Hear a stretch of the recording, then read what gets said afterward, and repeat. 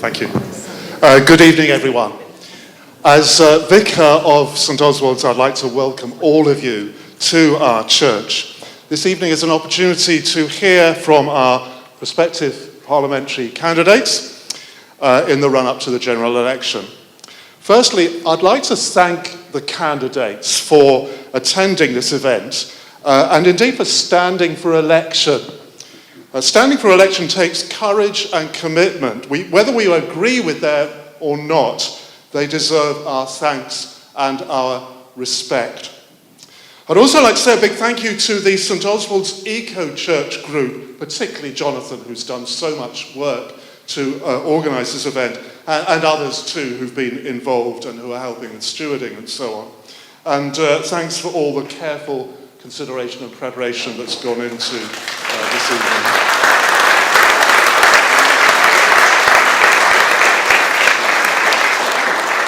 The Eco Church group, and there's a board over there displaying some of the things they get up to, but they are responsible for advancing the environmental work of the church within the local community, and as part of that work decided to run a Hustings event which would look at environmental matters alongside other more general issues.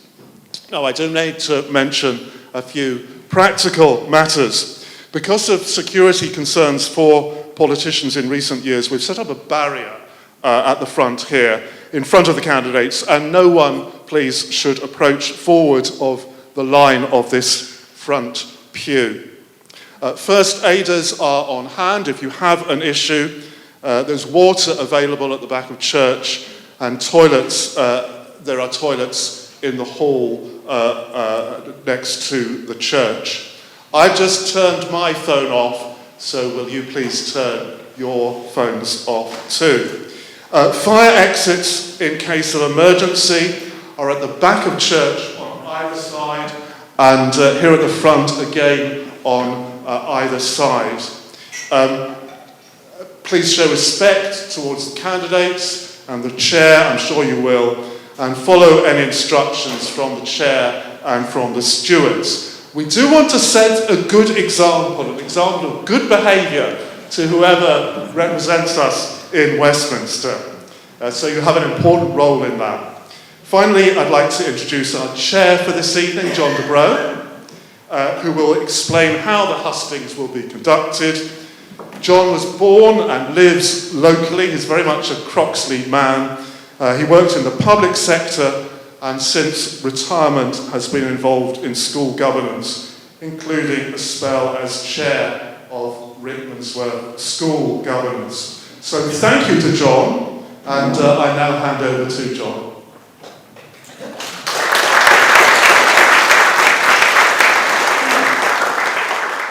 Thank you, Robert, and thank you all very much for coming. I think we're very lucky we've got all 9 candidates with us tonight, and I'm sure, like you, I'm sure, like me, you're all looking forward to hearing what they've got to say.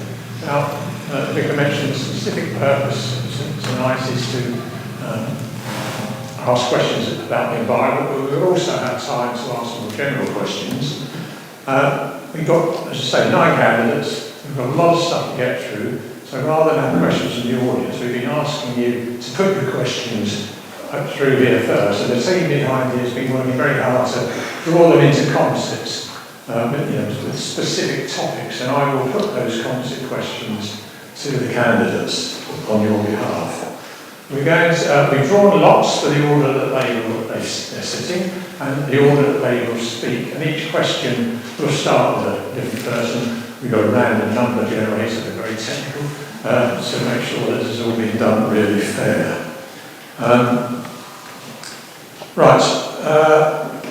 Finally, all I say is, it has been mentioned, but please respect the candidates and respect your fellow audience members so that we can all get as much as possible out of this as we can. That's enough from me, so we'll start the evening. The first question is going to be answered by Mahindra, and it's about the same question for all the candidates. It's relating to sewage. And this has come in from Sarah and Miriam Haggard-Holt, Matt Wells, Trevor Jenkins, Brian Thompson, Philip Gibbs and Jeff Cox. And the concern is, we've seen Thames Water discharge sewage into the chest for over 2,000 hours this year alone, pay 45 million as dividends to their parent company, and pay an average of over 2.4 million per year in executive bonuses and incentives. If you are elected to represent South West Hertfordshire, what will you do to prevent sewage being released into our local chalk streams and rivers and harming the natural environment? Gary. Thank you, John. Thank you all for giving up your evening to be here to listen to us. This is a long-standing issue. I was lucky enough to ask the Prime Minister's question back in 2021 on this very issue. It's something that I've actively campaigned for since my general election of 2019. I held a town hall meeting with Thames Water back in 2021, and I've done regular meetings with Thames Water, the Environment Agency, Herts County Council and others. The Environment Act, which is now in law, has meant that we actually have more data. We have 100% of monitoring of outflows, and actually this gives us the evidence to hammer Thames Water to say we need to do better. I personally have been behind increasing the water treatment sewage demand in Cheshire by 40%. We've got a lot more powers to make sure that Thames Water are held accountable and if need be nationalised. Oh, well done, Gary. You answered the question and did it in no time. Thank you very much. The next person to answer the question is Sally. Sally Singleton. Which number, John? Sorry. John, number. Number 2. If I sit a bit closer, can you hear me a bit Yes, better? please. Pull my chair closer. Does that work for everyone? Yeah. Okay, well, again, thank you all very much for coming. It's a privilege to be here and answer these questions. And yes, the sewage scandal is a truly horrific one. The Liberal Democrats were the first party to call this out and to start to find some solutions and to hold the government to account on the actions that they've failed to take, the actions that have led us to where we are in terms of the sewage that's being discharged into our fantastic river chest. I've had people on the doorsteps tell me that they can't walk their dogs anymore. I know the scout groups have had to cancel all their summer events because they can't take their scouts down onto the lakeside of the rivers. This is impacting on everybody, and it's really important that we find that we act to stop it.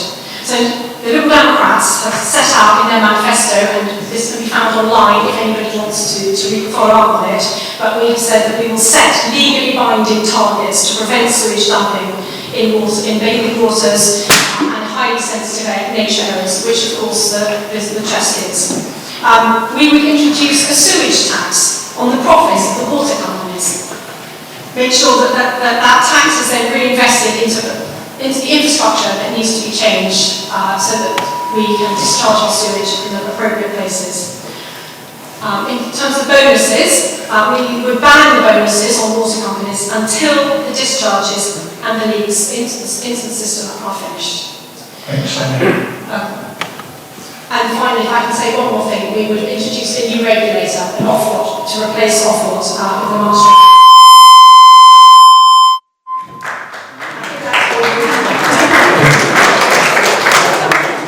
I didn't do that. Next person, number 1, Michael Hitchell. Right. Yeah, so this is a pretty bad scandal, and the whole idea when we had the privatisation of water, the idea was that people thought there'd be cheaper bills, there'd be more infrastructure going into the companies. That didn't happen, and in fact I just want to quote somebody from Let's Own It. They say exactly that. It was meant to provide lower prices and invest in infrastructure. If we had the infrastructure going in, we wouldn't have these sewage leaks. So our position is quite clear and very simple. The water companies go back into public ownership. So the money will be invested here, invested in the infrastructure, and won't be hived off to foreign companies. Thank you, Mike. Thank you very much. And next to answer the question is Bernadette O'Malley from the Party of Women. Number 9. Number 9. Yeah, I'm here. That's right now, I'll get in the microphone. Doesn't work like I thought, I'm afraid. Hi, my name's Bernadette and I'm from the Party of Women, and our focus is on the retention of single sex within our society and the removal of gender that has corroded many of our laws, policy and guidance. And although you may not think this is an issue for a party like mine, it actually is, because statistics are the bedrock of how we decide we're going to plan, how we decide the structure of our society. And we cannot have sewage in our rivers, and why is it there? What was the planning that went into that? What was the data that they used for that? And we have got parties that are sitting up here that will conflate what a man is and what a woman is, and then that causes a problem with the actual data that we are using to create our structural planning. And women are actually more, when there is a environmental problem, so if there's sewage, you find that an awful lot of women who are caregivers, they'll be with their children, so they end up dealing with an awful lot of the problems from sewage in our rivers. And if we have got to the horrible position where there is sewage in our water, then an awful lot of women are at home and are caregivers within the home, and they will be dealing with the health risks of that. So it's extremely important that our politicians know what a man is and what a woman is, so that they can plan for I'm on the sixth stage. Thank you, Bernadette. Thank you, Bernadette. Thank you. The next person to answer is Ketan Kumar Pipalaya of UK Voice, number 4, Mark.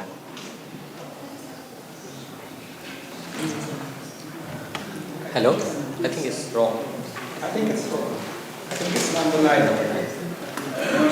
think it's number 9. Sorry. No, it's number 9, I beg your pardon. Yeah. No, we've just had number 9. No, it's number 4. Number 4. Keto. Yes. Sorry, No, thank you guys for listening to me. Our party UK Voice main agenda is for safer and stronger UK.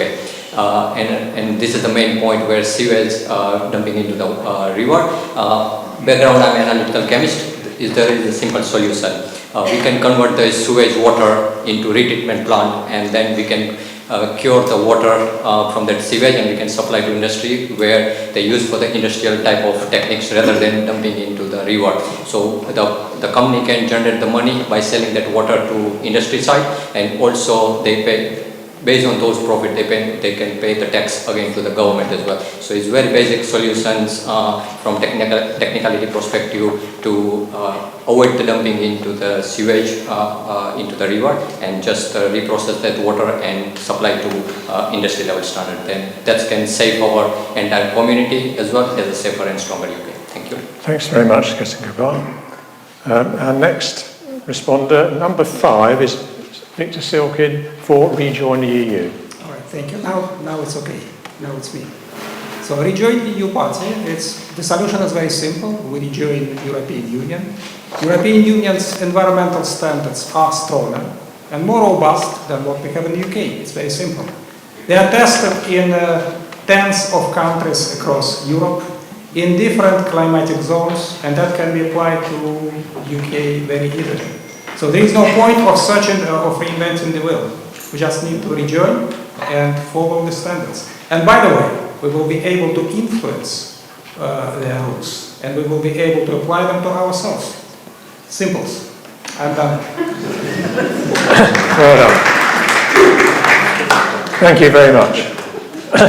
And the next responder is Alex Suffolk from Labour. Number 8. Yes? No? Number 8, Mark. Should be all right now, Alex. Thank you very much. So I'm Alex Suffolk from Labour. It's a pleasure to be here this evening. So from the perspective of sewage, this is something I feel very strongly about because I am an open water swimmer and have been for many, many years. So I would think twice about letting my dog swim currently in many of the waters in Britain. Labour's plan is very much a priority, and that is to tighten regulation around the sewage, the raw sewage that is being dumped into our waterways. They will face criminal charges if necessary, so we're coming down quite hard on this. The reason being is that it's also for our pleasure of enjoying our waterways, but it's disturbing very fragile ecosystems. And the River Chess is a classic example of that, a very, very rare chalk stream that is now being incredibly polluted and incredibly damaged in a way that's going to take a long time to repair. Thank you. Thank you, Alex.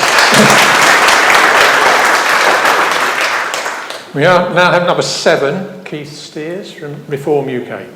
Hello, can you hear me? Can you hear me now? Yeah. Okay. Well, I'm going to make this short and sweet. I'm Keith from Reform UK. It's great to see so many of you here, and especially some younger people as well. Our stance, and it's something short and sweet, is that these big companies are profiting a lot of money from you. Your rates have gone up on water and everything like that. We're paying a lot of money for this service, and that we've got to stop. We've got to hold them to account. They've got to be held to account for what they're doing, and we've got to stop this. So, if I'm elected, I intend to meet up with the water authorities and hold them to account on your behalf to stop them dumping. It shouldn't be being dumped into the rivers in the first place. It should be being processed. It should be being returned. It shouldn't be going into the water source. It shouldn't be going into the ground source. And I will fight to do that for you. Thank you very much. And our final response to the sewage question is from Narinder Sian from the Green Party. Number 3, Mark. Can you hear me? Yeah, barely.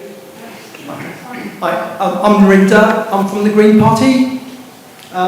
So, look, nobody wants to see a parade of number 2s floating down in the middle of the River Chess. This is a public health emergency as well as a climate emergency. We need tougher penalties on polluters and stricter enforcement.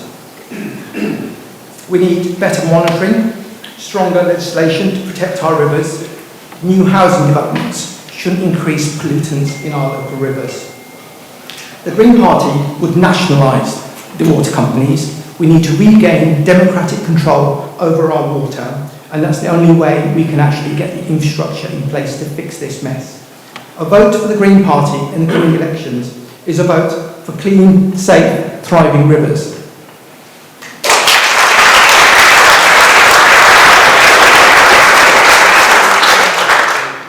Thank you. That's everybody's had a chance to answer that question. Our second environmental question relates to housing. We've had questions from Barry Grant, Cosima Morris, David Zemi, Alan Norris, Brian Thompson and John Bishop. And the composite of that question about housing in the Greenbelt is, how will your party manage the development of the housing that is required in this area, including affordable housing, whilst protecting the natural environment and ensuring the necessary infrastructure is in place to support expanding communities? Will you support the current draft local development plan?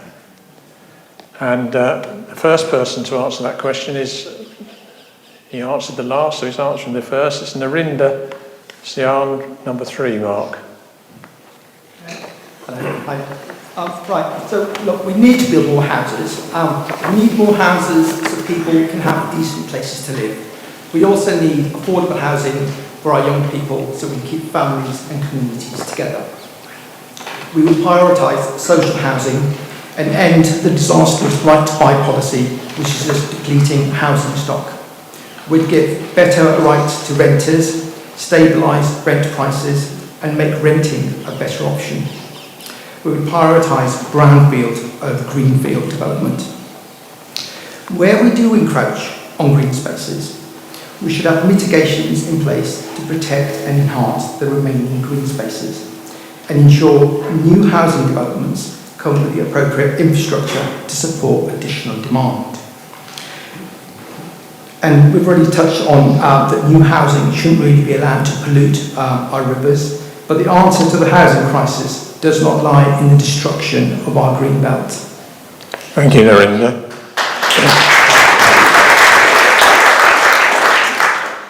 We now ask number 1, Michael McGettrick from the Social Democratic Party. So we have a policy in the SDP to promote more social housing. So we have a kind of a promise in the manifesto that we would provide 100,000 extra units per annum for social housing. So this is very important for us. We would normally expect that to be done in brownfield sites, but if it has to go to Greenbelt, we would do that as well. Although also in our manifesto, we're very careful to keep the Greenbelt sacrosanct. It's important to keep the green spaces. So that's our policy. Thank you, Michael.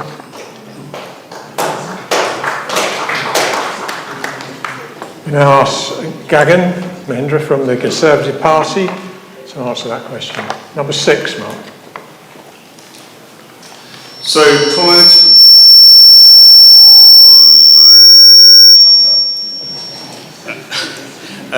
prior to being elected as the Member of Parliament for the old South West Hertfordshire, I was a councillor for 15, 16 years in a different authority. In all that time I sat on the planning committee. I've got the scars of local plans. In direct answer to the question posed, should the Member of Parliament support the draft local plan? Absolutely. We have massive areas of unprotected proposed developments because there is a presumption for development because Three Rivers District Council have been so poor on delivering of homes today. The local plan is not just about housing, it's the right type of housing in the right places. It's also about employment, schools, GPs, and what our community is going to look like over a 20-year period. So I still remember the regional development agencies prior to local plans. This is very much a bottom-up plan led by the community. I know there are other parties that think differently. Thank you, Gagan. Next we move to number 9, Bernadette. Hi. So again, I'm going to go back to you have to understand your population before you can plan properly, although I would say my party doesn't have an opinion on the local planning or plan that you're talking about. I have spoken to many women who have small businesses and women, these particular women were quite concerned about some of the developments that were going to occur. So I do think we need to know the type of people that we are going to be displaced possibly with development and to work out which is the best for everyone involved. Thank you. Thank you, Bernadette.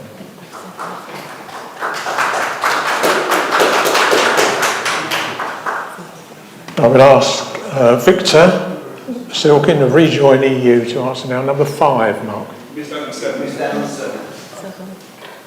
I've missed out number 7. No, I haven't. You did. 31695. 31695. All right. Never argue with the candidates. Number 7, Thank you. which is Keith. Okay, Reform's policy on building on greenbelt land is a no-go. It's not going to happen. There's plenty of brownfield sites that we can develop on. We don't need to encroach on the greenfield areas. There's plenty of empty, abandoned homes that we can use them sites and regenerate that area, that plot of land back into use as well. We don't need to build on greenfield sites, on your green spaces. Housing is not affordable. It's not affordable because of the amount of people, the demand for housing has pushed up the price for renters, it's pushed up the price of houses in general, and it's not affordable. So houses have to be, we've got to reduce the demand on housing. We've got to encourage small landlords back into the market to actually get small landlords back in by tax incentives to actually rent out properties. Thank you.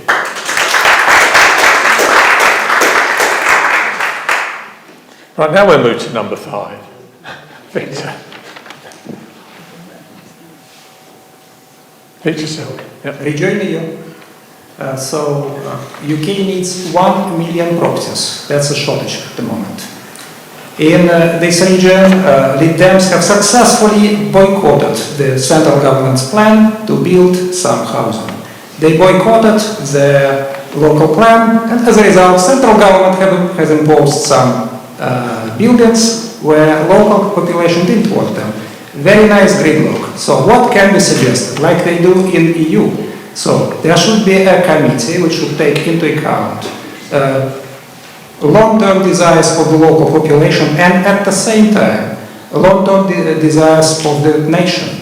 So there are lots of unused lands, there are lots of unused properties, there are lots of elements which could be used just to facilitate it. There is lots of land. We're in Hertfordshire, and actually probably can take a little bit more people.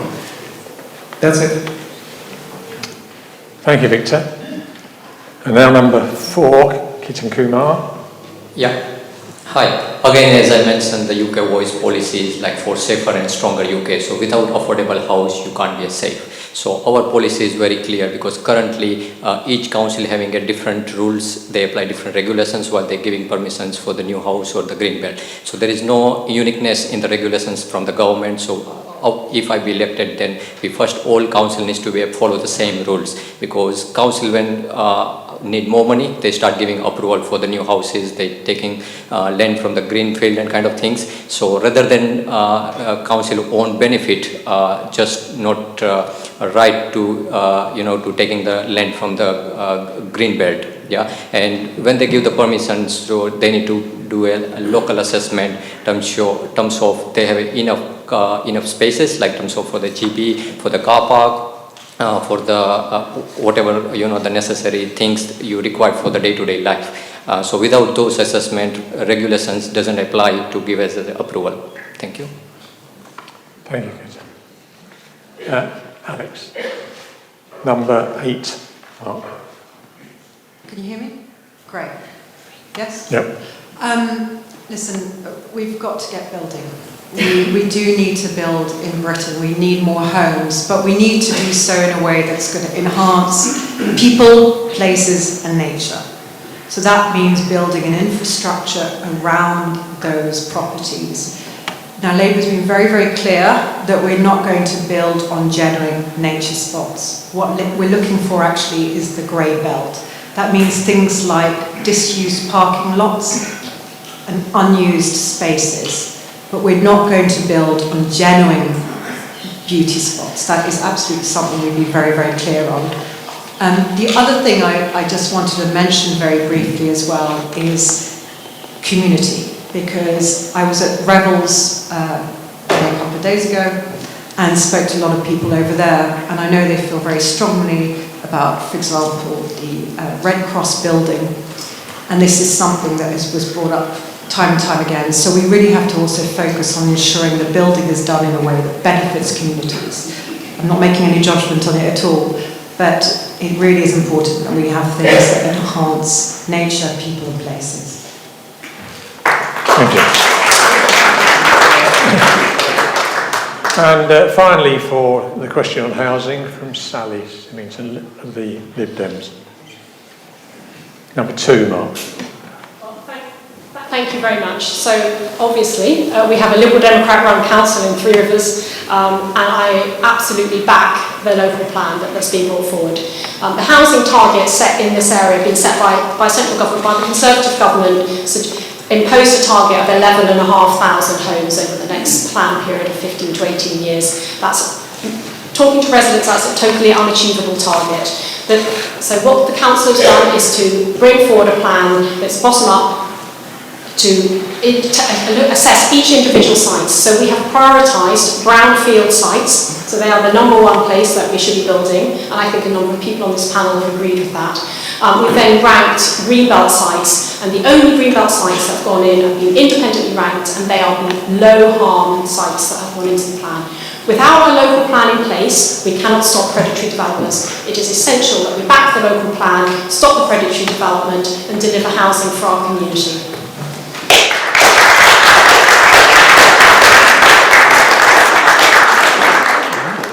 Thank you, all of you. We'll move to number 3 now, which is about achieving net zero. And this has been put in by Alan Morris, Tony Houghton, Lorna Bevan, John Ingleby and Mandy.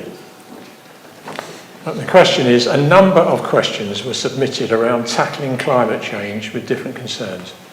Considering challenges around oil and gas, nuclear energy and the transition to renewables, will your party pursue a net zero goal, and how would your party go about achieving this, if so? What about issues such as a tax on meat, electric cars and internal flight policies? Can we expect a cross-party consensus? And while you think about the first person to answer that question is going to be Bernadette. Please, number 9, Mark. Yes, so probably the best person to actually answer first while everyone else thinks about all those different questions in one. So the Party of Women, we are a single issue party, and we exist here to disrupt political classes that have ignored our concerns. All the major political parties allow sex falsification through gender recognition certificates and the obligation of the state services to not reveal this fact. So we are here to protest that. The Liberal Democrats and the Greens both have self-ID in their manifestos, which make it very difficult to create statistics, again, to make up what our population is. And without statistics, how can we plan? Accurate data recording will help us make responsible decisions. Now, with women, studies have shown environmental justice highlights that the marginalised communities, low-income families, and often women bear the brunt of any kind of changes like your no meat and things like that. So really you need to know what it is you're proposing and how the more vulnerable members of your community will be affected by those more dramatic policies. Thank you, Bernadette.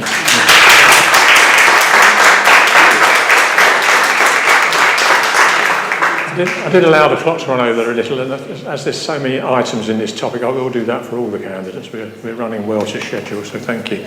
So the next person to answer is Sally of the Lib Dems, and yes, that's number 2, Mark. Okay, it's a huge and complex issue, particularly the way that you've articulated it. So I'm going to cut to a few headlines. The Liberal Democrats are committed to being net zero by 2045. The way to achieve this is going to be at many levels. So we're going to have to operate locally, nationally and internationally, globally, to achieve this. It requires a party like the Liberal Democrats who work across all parties, who will talk to who work with our neighbours. We're an internationalist party. We think it's essential that to solve problems like this, which are far bigger than just local, and that's not in any way to denigrate or to belittle the efforts locally, they are absolutely essential, but it also is essential, as I said, that we work nationally and we have the appropriate laws in place and we work globally. And as the Liberal Democrats, we are committed to working with the United Nations Sustainable Development Goals, and they are a key cornerstone of how we achieve net zero by 2045. Okay. Thank you. Next, number 3, Narinda, Green Party. So I joined the Green Party because of my concerns over climate, the environment and nature. The climate emergency is the defining issue of our time and needs bold action. Protecting our natural habitats and biodiversity is critical to combating climate change. We need to create a prosperous green economy and transition to net zero. Transitioning would create thousands of new jobs in renewable energy, transport and land management. A national retrofit programme would better insulate our houses and bring down energy bills. It will also substantially improve the houses we already live in. A green economy would make us all healthier and wealthier and leave a fairer green world for our children to inherit.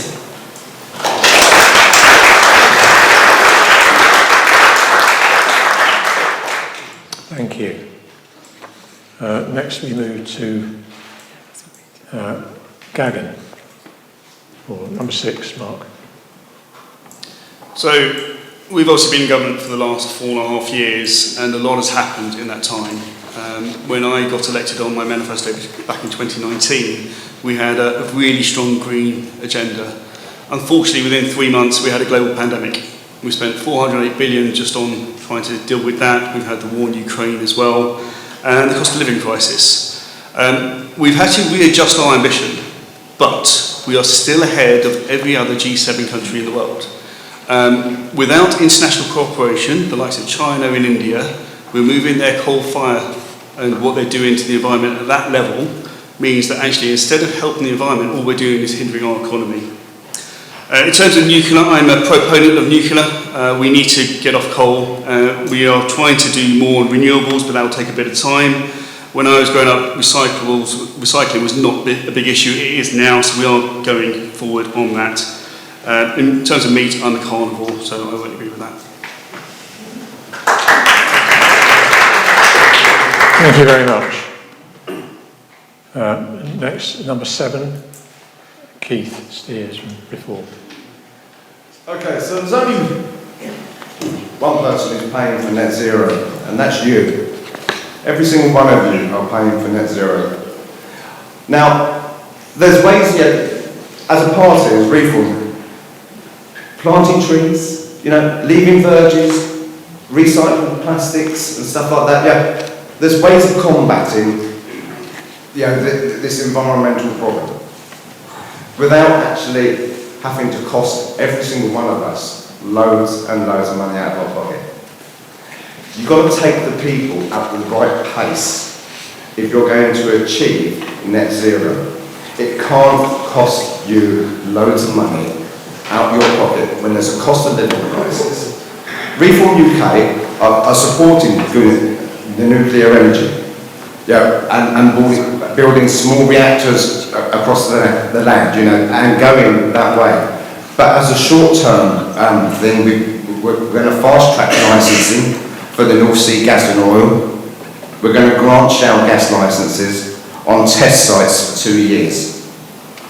This will give us that chance to get over this period of time so that we're then in a position to go nuclear. Thank you, Keith.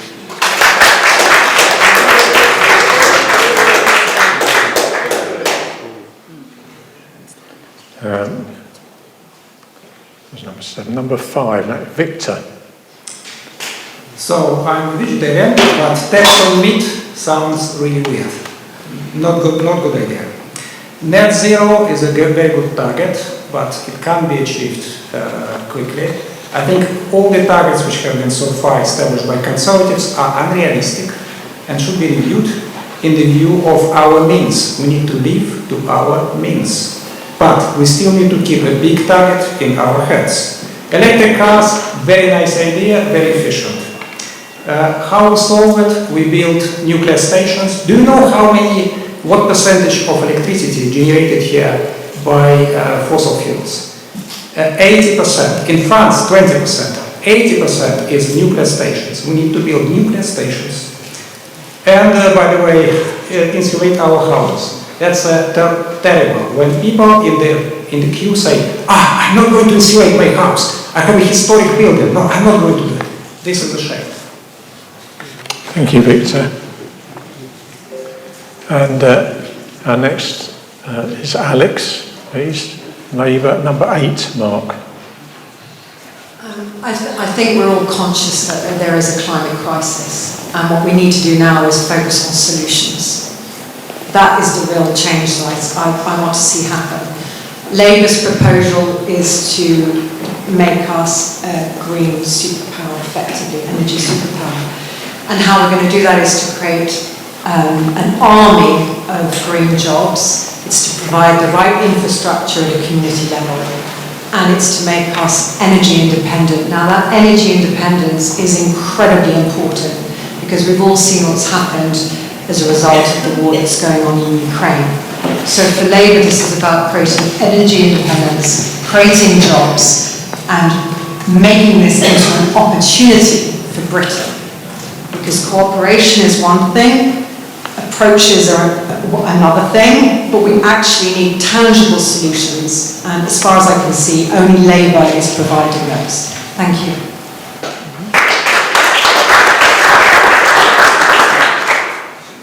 And finally we have,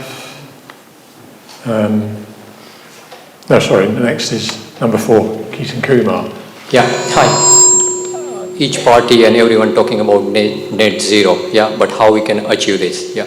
And then they said, okay, we need to can bring the electric cars, we can put some electric things, everything's more rely on electrics. But when you put everything on electric, then electric price go down. So end of the day, you are paying same thing, slightly 20% maybe down, yeah. So mainly we need to invest into local area, and each local area develop their own plan on the renewable energy, yeah, using the compost and kind of things, putting more solar panel on the house. So rather than depend on the government electricity company, and those electricity company rely on international market. When international market was interrupted, then definitely there is issue within the UK. So mainly our party committed to having a inbuilt or in-house within the UK to generate the energy, or putting some plant to get those opportunity within the UK rather than rely on the outside of the internationally.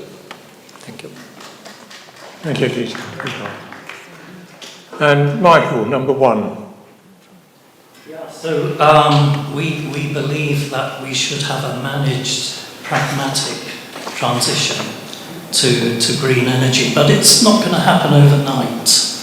We're only running on about 10% renewals at the moment, and to expect that you can change within a very short period of time is nonsense. So we do have to think in terms of a pragmatic approach.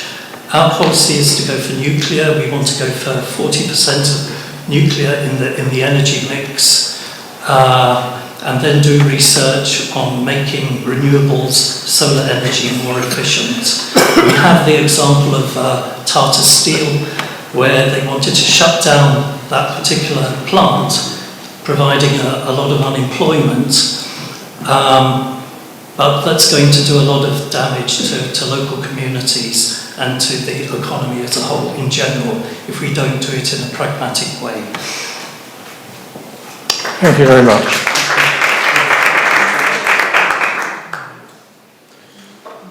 We're sticking with the natural environment for the next question, but it's more related to protecting the environment and issues like recycling, single-use plastics, etc. So the question has come in from Margaret Cox, Lorna Bevan, Annabelle Foley and Tony Houghton. Several people have submitted questions relating to protecting our natural environment. How would your party address issues such as single-use plastics, the matter of recycling being sent overseas to landfill, and increasing biodiversity? And we go to Alex, number 8, to answer this first, please. We haven't made any specific policies around this yet. We've got a manifesto. Your current government have had 14 years to look at this issue. It's hardly new news. So that is one thing I would start by saying. From our perspective, Labour's perspective and my perspective, hopefully, as your very first Labour MP, South West Hertfordshire is a beautiful area with a lot of natural resources, beautiful rivers. So of course my major priority would be to, first of all, conserve that green belt, conserve those beauty spots, and enrich them as far as we can. If you look, for example, I went to a farm in Wood Oaks very recently, which is on a beautiful rewilding project. They started with pretty nature-depleted field that was growing one crop, and it's now a vibrant ecosystem. So I think there's a lot of opportunity at a local level to work with different community groups and different farms to look at regenerative farming, different rewilding projects, but that's something we can do at a local level. Thank you. Thank you. Keith. Keith, number 7. Okay, so how many of you have got a bag for life? You go into the supermarket now, you pay for your bag for life. The hand will snap within 4 weeks. That bag is so thick in plastic, that it's not going to, it doesn't biodegrade. The landfill sites are full of them. And this is making profit for these supermarkets as well for what they're charging. It's become a money-making thing. As well as you're paying for your shopping, you're paying for the packaging. All carrier bags should be biodegradable, totally biodegradable. I remember as a kid, when I used to go down to the supermarket, there used to be cardboard boxes at the end of every till. It was recycling. That was proper recycling. The products came to the supermarket in a box, you use that box to take the shopping home, and then you would use it on your compost heap to put on your compost heap. That was what they called recycling. Nowadays, you're stuck with these bags for life that you've paid £1.50 for, that do not biodegrade. We've got to go back to biodegradable bags. Thank you. Sally Symington, number 2, Mark. Yes, thank you. Obviously, the use of single-use recycling is a really major issue, and actually, I think if you have a question, it's incredibly important that we actually stop dumping our waste on other countries. We're going to have to find ways around tackling this because it's completely unfair in an international world that's what we're doing. So I completely take point to the question. In terms of increasing biodiversity, we're going to have a policy to make companies accountable for their impact on the environment, and I think we need to bring forward that policy so that we can judge them on what they're doing and hold them to account and make sure that the products that they're dispensing can be disposed of adequately. In terms of increasing biodiversity, we would like to introduce 3 more national parks. We have a plan to plant 60 million trees. It's essential that we create spaces for people, for the next generation, for our current generation and the next generation, to enjoy and make sure that our biodiversity thrives for them. Thank you.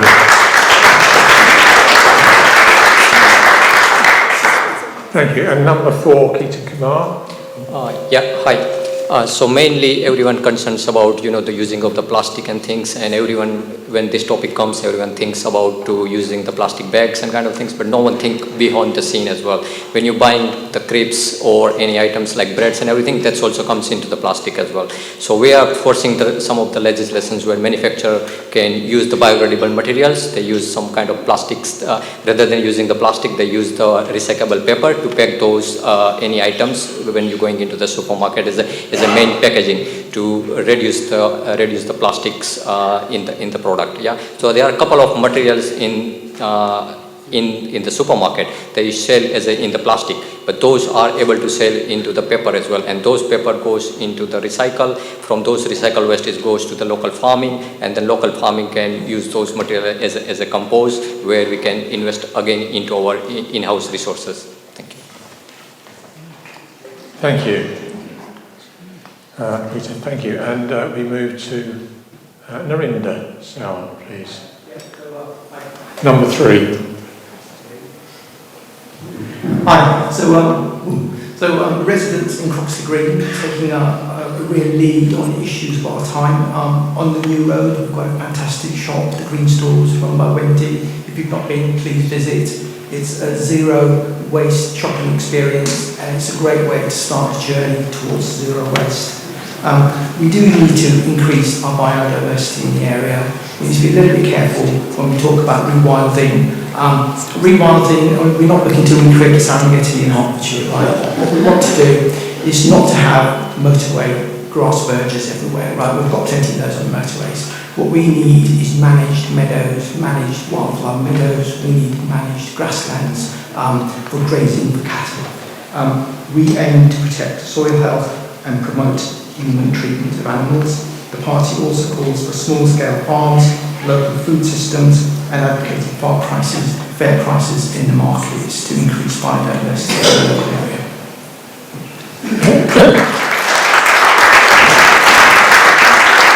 Thank you very much. Victor, number 5. So let's look at the Finnish experience. They just prohibited all the plastic bottles other than of a certain type of the cork and certain type of the plastic. That's it. So after that, recycling becomes very scalable and very simple. Just go for it. Prohibit in the UK, and that will be our party decision, prohibit any other plastic types for certain boxes. If you have it for the meat, kind of certain plastic. If you have it for the carbonated water, certain plastic, and nothing else on the government level. That would reduce all the costs of the recycling, and that would make it much more economically profitable. Biodiversity, I'm afraid there is only one experience which can be brought, like they did in Europe. They encourage local farmers by money, and they encourage local councils by giving them pots of money to spend and to create and to enrich the biodiversity. That should be, I'm afraid, the program, and that requires money. Thank you very much. And we move to Gagan, number 6. Thank you, John. So recycling has moved leaps and bounds in my lifetime. I remember when I was growing up, you chucked everything in a black bag to be taken away and more than likely put in a landfill. So I think we need to acknowledge that the journey we're on, we've made some great strides, but there's still more to do. We have banned single-use things like straws. We've spoken about plastic bags. My bags last more than 4 weeks. I'm not quite sure what's going on there. But there is a lot of freedoms we have, and we're given to people like farmers to say, actually, rewilding, you're now financially incentivised to do that more so than what happened before. One of the big worries that I have is food security. So the fact that we are seeing a lot more bees around gives me reassurance that actually our wildlife is in a better place than it was a few years ago. Victor spoke about the deposit return scheme. That is something I think we need to incentivise. We need to educate our children to actually do the right thing, because once they learn those skills young, they'll maintain that culture and lifestyle going forward. Thank you very much. We move to Michael now, number 1. Michael, the SDP. So we do have a couple of items on the manifesto on this subject. For kind of plastics for food containers, retail food containers, we would implement a ban on those within the lifetime of the next Parliament if we came to power. Also, we would introduce mandatory deposits on bottle containers, again, over the lifetime of the next Parliament. But we're also very supportive of biodegradable, and we would promote a lot of research into that as well. That's our SDP position. Thank you very much. And finally, Bernadette, number 9. Hi. Well, as a single issue, we don't have an opinion on that. I live locally, so I do have a bit of an opinion on the rewilding. I want to know why we seem to have art installation meadows that can come up and then never come back next year. In view Croxley, very disappointing what's going on. So that's my only opinion. Thank you very much. Right, that's covered all of the environmental issues that we had down here, but I've got a number now of more general questions, so we'll move on to those.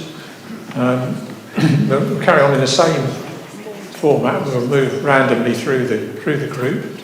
The first on other topics is about immigration, and the question comes from Matt Wells, Cosima Morris, John Rawlings, Alan Morris, and Jeff Cox.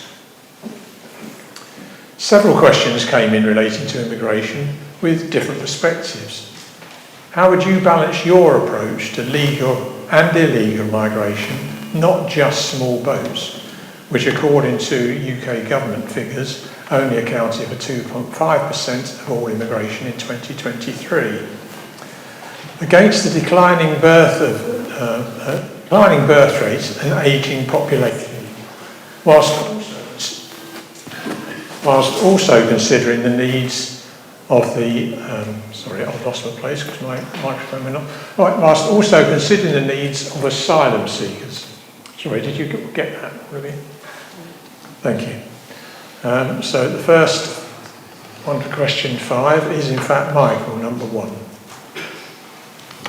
Yeah, so there are two aspects to this. There are the boat people and there are the other kind of immigration people, if you like.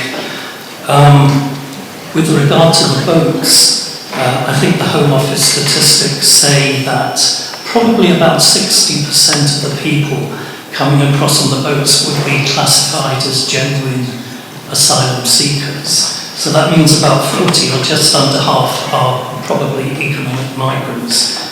But the question is why do these people have to come across over on the boats who are genuine? They come from countries such as Afghanistan, Syria, Sudan, and the problem is we don't have any safe passage mechanisms for them. So the idea is to put in place safe passage mechanisms. The SDP does have a policy on that we would provide about 20,000 refugee visas per annum, and that would probably deal with most of the people coming over on the boats. Oh, I'm finished. I can talk about the immigration aspect. Thank you. No. Thank you, Michael. Gagan, number 6. So, if I start with illegal migration, we need to find a solution that is a deterrent and breaks the people trafficking cycle.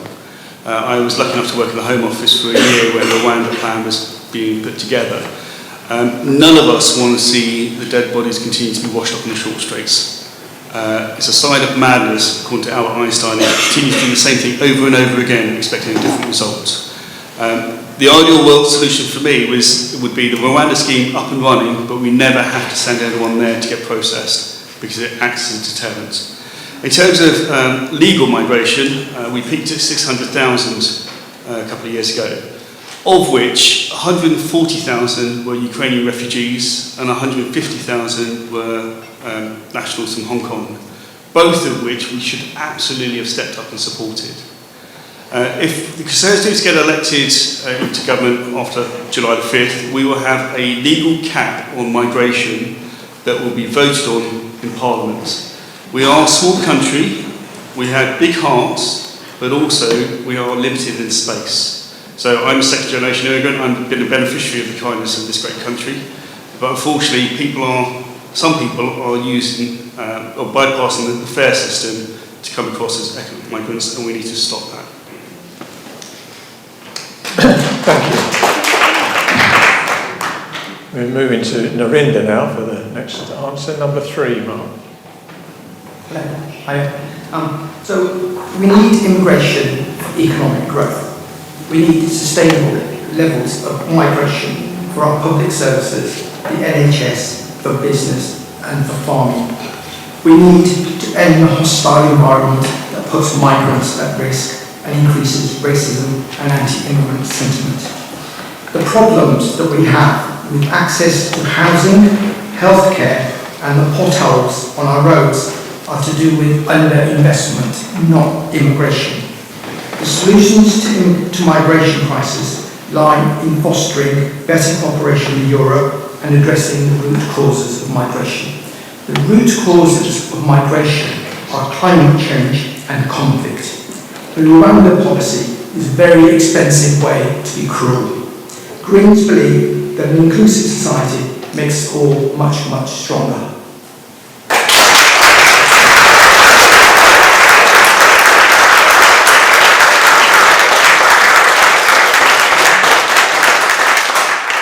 Narinda, thank you very much. Victor Silkin, number 5. Your party. So why don't we just open the border with EU?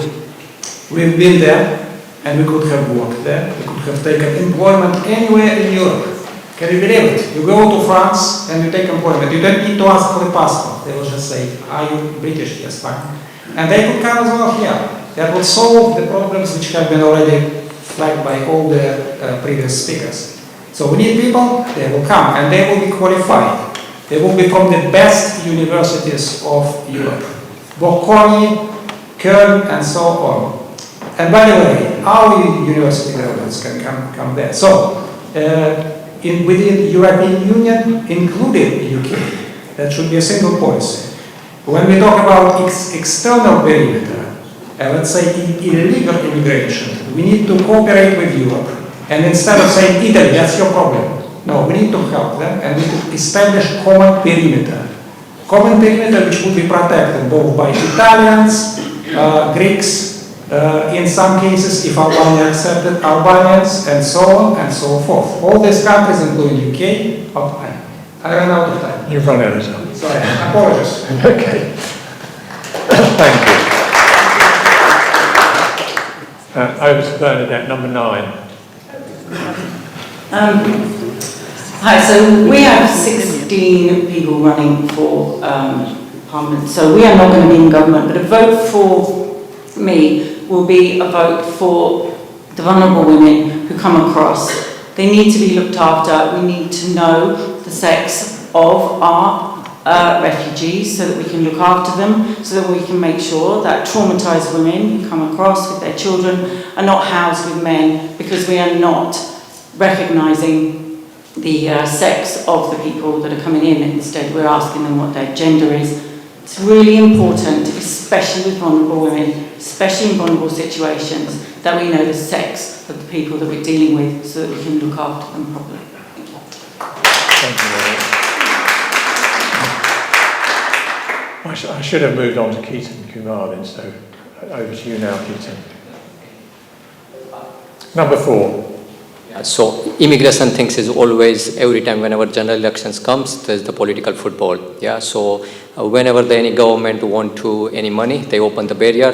They ask everyone to most welcome. Whenever they finish their work, then they just tighten the rule and they push it back again to their country as well. When they're pushing back, there are challenges in many places. In the business as well. If you're pushing more people, for example, recent example is for care worker. So they open the barrier, they're giving each company to sponsorship license, and then the company having only six months old, they got the license to sponsor people. Once people came here, they don't have enough money to pay them. Yeah, so then there is the business loss as well. So rather than open the barrier each time whenever the election is put, to having a good regulations in place to stabilize or a proper regulations to make sure every time any party comes into power, they can't open the barrier suddenly. So just they put the proper regulations to make sure each time they need to follow the same regulations for the immigration, not just changing each time whenever they have a general elections. Thank you, Keaton. Alex, number 8. I think for me, under the Conservatives, there's been a surge in migration and small boat crossings and the Rwanda plan. So where I would certainly differ and where Labour would differ would be to put compassion back into this discussion. We do need a sensible plan. I mean, if you come here and you claim asylum, you can be stuck in the system for 3-4 years where you're unable to work. So asylum seekers themselves would want to be able to sort of participate in communities, get jobs. We need to speed up that process. We need to make it more compassionate, more humane. And you're not talking about very large numbers. I think very often we are conflating the whole issue around migration because there's different kinds of migrants. But at its core, what's been used as a political football this time has been very much asylum seekers. And what I want to see back in that conversation is compassion. Thank you.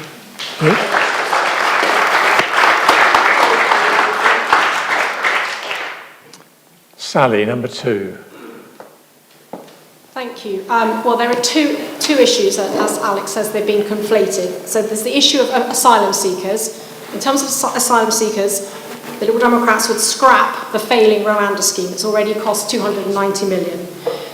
In terms of the dangerous crossings, we need to stop them. And we do that by tackling the criminal gangs that are people smuggling, that are profiteering from this atrocious trade in dangerous crossings.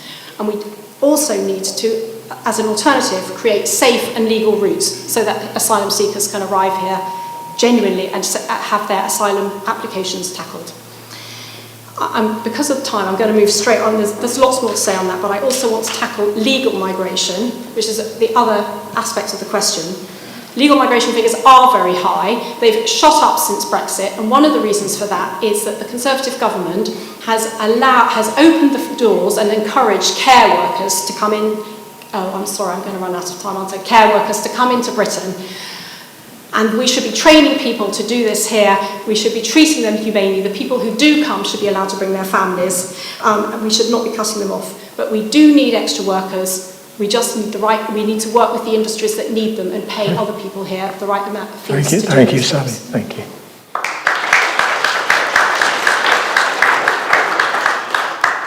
And finally, for this question, Keith from Reform UK. So let me start by saying, immigration, we do need immigration. We have a shortage across the board in care, social care, health care, and we don't have homegrown people to take them places. So having economic immigration is what we need. We need engineers, we need other trades.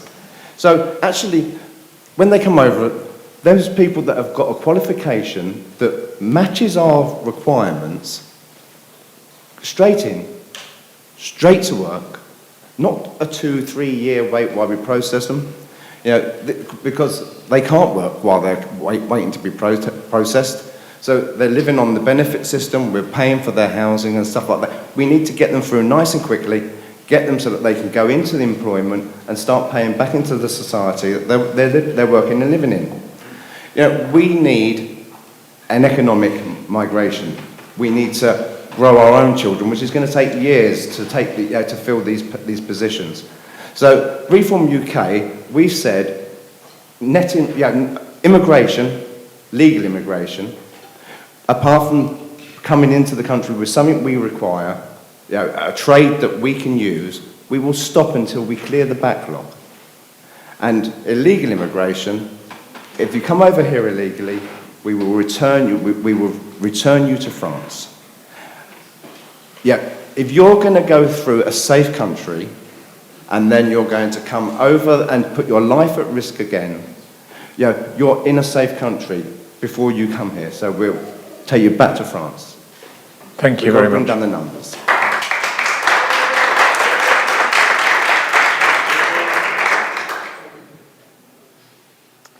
Right, our next question is very topical today. It's been on the news. Paul Johnson from the Institute of Fiscal Studies has raised questions about the affordability of people's manifestos. So we've had a number of questions on financing, taxation and public spending.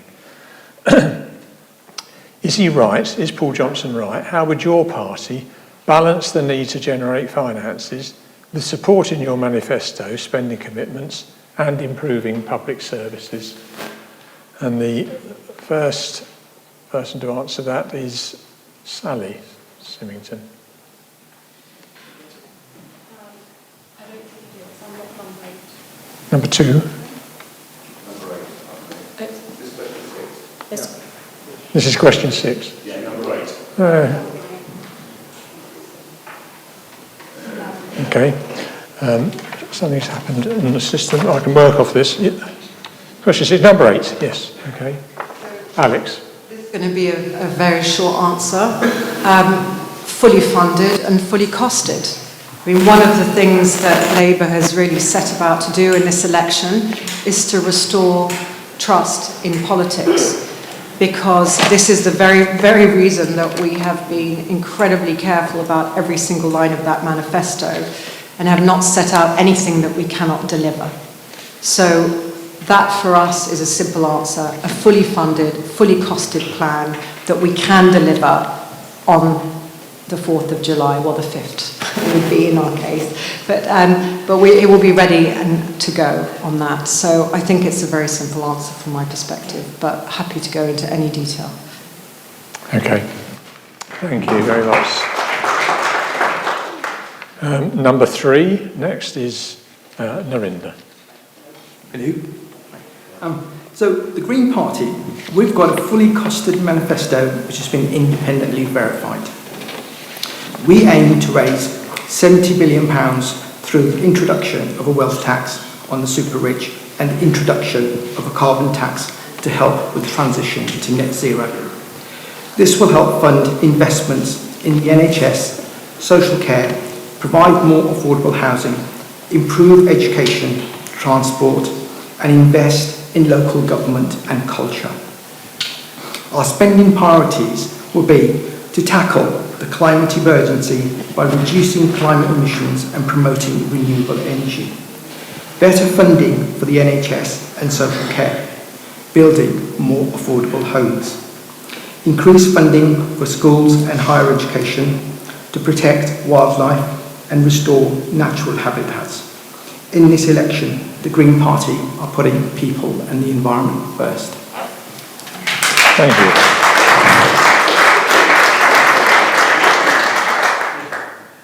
We move on to Gagan for, I think, is that right? Yes, Gagan, number 6. 4? I haven't done 4, yes, sorry, number 4. Yep. Which is Kit Gavar. Yeah, so tax and the spends, that's the main things, the majority party, whenever they publish the manifesto, they say, okay, we spend more on the NHS, but if you go to the hospital, you have everything. Yeah, they have good machines, they have good doctors, everything, but why there is a wait list? Yeah, where this money is going? Because of those money is going due to the loophole in the regulations. Yeah, so if we are elected, main our reason to loophole those regulations where the private company or other people they're getting the benefit from the NHS, or same way with the different departments in the government. And we are spending more money into innovations and the technology. Yeah, so currently we UK mainly rely from the outside internationally to get many things outsourced service from the internationally. So we bringing those service in-house, so then we can generate the more job opportunity, and we can spend your tax at right place within our own country, rather than we going sending to the outside of the UK. Thank you. Well done, thank you. Now we move to number 6, Gagan, thank you. John. So by way of background, I used to run a small business for many years, and I was the finance leader both for District Council and the County Council before I became the Member of Parliament for South West Hertfordshire. Sound bites do not work, do not pay bills. Every government or whatever stripe wants economic growth to increase, but actually what it is for policymakers is actually creating the framework and the environment for business to prosper, but it's also about political priorities. When I was elected 4.5 years ago, the world was a lot safer than it is today. The Conservative Party are not ashamed to say that actually we need to be spending more money on defence. We've committed to 2.5% on GDP on our defence. We've got NATO Northwood base nearby. That is a political priority for us. So while, if you cut me, you will see I'm blue, Conservative, small government, low tax, I'm also a realist as well. So I'm not going to come on this stage and promise you tax cuts, but I can assure you, as a party, we want further tax cuts, but they need to be sustainable and affordable. Thank you very much. Now Sally, I think. Number 2, Mark. Yeah, thank you. Well, we also have a bold, ambitious and fully costed plan, a fully costed manifesto. We intend to invest in, we want to put front and centre protecting the NHS and social care. And to do that, we've dedicated, we've got 27 billion of funding, which is a fully funded manifesto, and it's going to be there's going to be a tax on banks. So the priorities fall very much on any taxes benefit. We're going to protect the lowest paid. Any taxes fall through a capital gains tax, which will only affect 0.1% of the population. So again, health, education, defence, these are the areas we're investing in. It's essential that we don't carry on with the status quo that we've got at the moment. We actually need to protect the most vulnerable in society, and that's what our plan does, and it's fully costed, and I commend it to you. Vote Liberal Democrat if you want change, if you want a bolder vision for how we move forward. Thank you, Sally.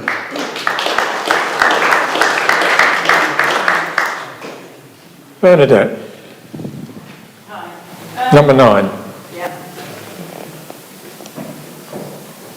Hi, so I don't know if any of you actually did realise, but Paul Johnson from the Institutes of Fiscal Studies today said on X that the lack of pre-existing spending plans for services, as the baselines, mean that we cannot interpret most of the spending pledges that have happened in the manifestos that you've been just listening to about. So the manifestos are not costed, and we do not know what we are voting for. So I would say, I say to my kids, dream or goal. Dream or goal? Or were they dreaming about all of this financial stuff? They're talking about, was there an actual goal? Well, it looks like there isn't a goal, it's all a load of dreams. My manifesto is that no woman has a penis, no man has a vagina, non-binary is nonsense, and to tell children that they can change sex is absolute abuse. I will work for that. I can cost it. I can go through all the websites on the government website and change gender to sex. I can make sure that we count sex in our statistics, and I can make sure that we go back to reality. I can cost my manifesto.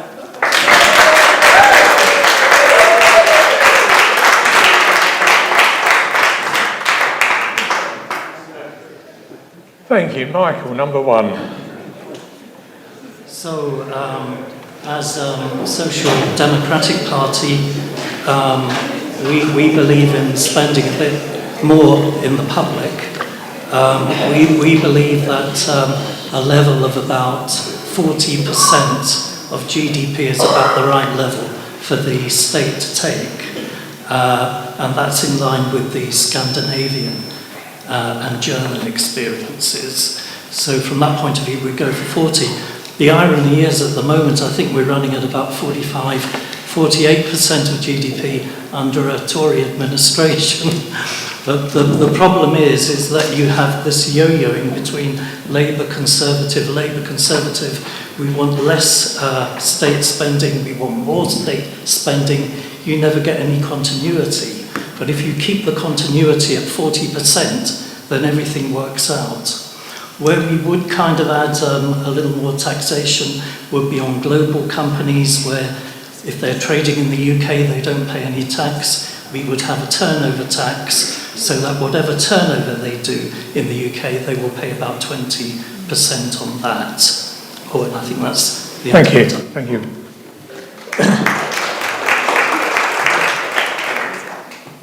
Keith, Reform, number 7. So, as I said, we're the party that want to put some money back in your pocket. Our manifesto, our promise to you, is fully costed. We reckon 150 billion per annum that we can save. That's nearly £3,000 per person. The cost of our pledges is 141 billion. So we can we can do this. It's all costed. We can put money back in your pocket, and we can achieve what we need to achieve. And it does mean change. Thank you, Keith.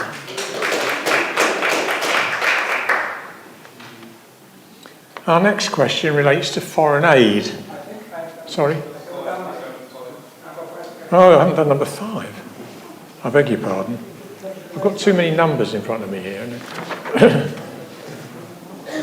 Victor, number 5. Obviously, you already know what I will say. I will say that we shot ourselves in the foot. So all our hundreds of billions are actually in other people's playing field, where we don't have access now. How about that?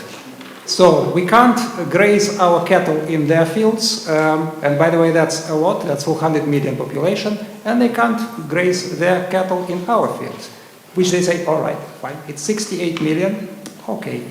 So who lost more from that? So if we want growth, if we want economic independence, we need to go back, we need to join. And by the way, we need to invest ourselves in manufacturing and be less dependent on China and similar economies. So we need to rebuild our own manufacturing power. Thank you, Victor. Apologies for missing you out at the end. Right, our next question, as I mentioned earlier, is around foreign aid. This has been asked by Anne Oak, Jane Brading, Michael Hart, Jill Gowing and Chris Gregory. What do you and your party plan to do for foreign aid? And how do you consider the importance of this in relation to other foreign policies? And the first person to answer this is number 7. That's Keith. So I'll make this nice and short. We're going to cut foreign aid by 50%. At the end of the day, We've got people in this country that we need to invest in, we need to look after, we need to care for. And that should be our priority. The people in our country should be our priority. We're going to cut foreign aid because we're sending foreign aid to countries where they're able to send a rocket to the moon, and we're still sending foreign aid over there. At the end of the day, the people that should be put first are the people of the United Kingdom. We will then cut our foreign aid budget by 50% and look after the people that are here first.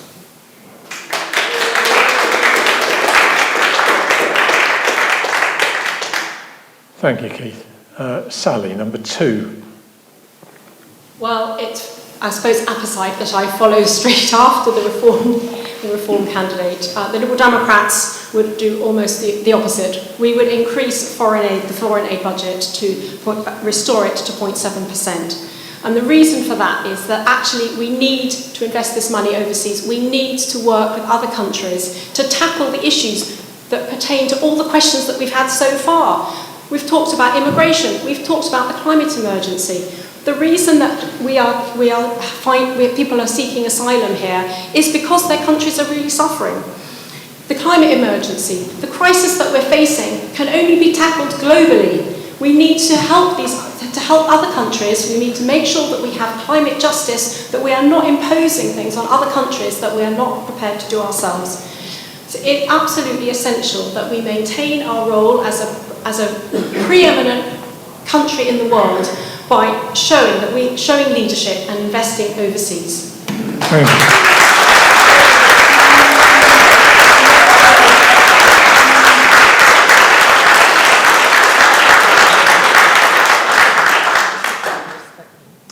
Alex, number 8.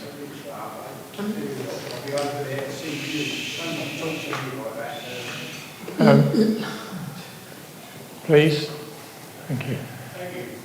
I think it's important to remember that the situation globally is constantly changing. So from Labour's perspective, we would shift our focus to the poorer countries who need it most. And this is very important that it remains flexible, because if you think about it, there are a lot of geopolitical shocks occurring at the moment. So for us, it's less, it's more about where we send that aid rather than how much we send.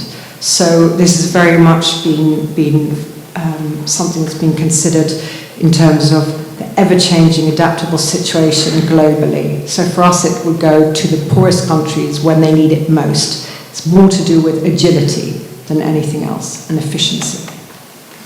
Thank you, Alex. Keaton Kumar, please, number 4.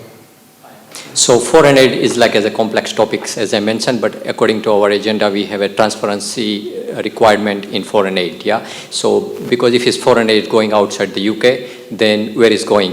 Which route they going? And why they need? So current government or in the past government, in the future government also, they not make any transparency on the data. They just said, okay, we need to send X amount of foreign aid to this country, but why? For what reason? Yeah, to make a transparency to the local population first. Okay, what basic needs we need here within the UK. So once the UK need is fulfilled, then the small amount of foreign aid will go to the different country, and those country make sure they can help us when we need it. Because I seen few countries we sending the foreign aid, but whenever we need the UK support, those countries never revert back to the UK as a part of whatever they get it in the past as a favor. Yeah. So we need the transparency from any government to make sure the foreign aid go with the right route, with the right channel, to abusing the loophole from the government regulations. Thank you very much, Keaton Kumar.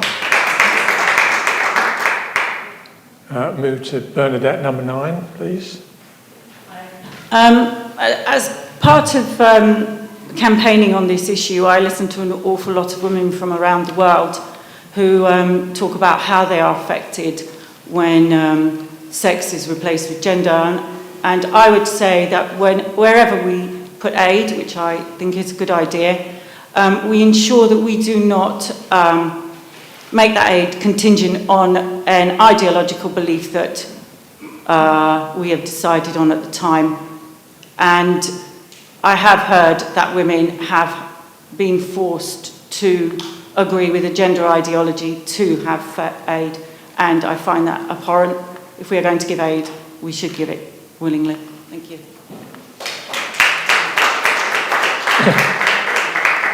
Thank you, Bernadette. Michael, number one. So the SDP would end the commitment to 0.7% spend on GDP because, you know, the third world is a bit richer than it was 50 years ago. And I think even the Indian Prime Minister said, we don't need your money, we don't need your money. So really we've got to think about our own priorities, of which one is the NHS. I think the Health Foundation said we have a £38 billion shortfall within the lifetime of the next Parliament. That comes to about £7 or £8 billion a year. If we kind of reduce the foreign aid budget by half, that would give us that £7 or £8 billion a year that we can put into the NHS. Thank you.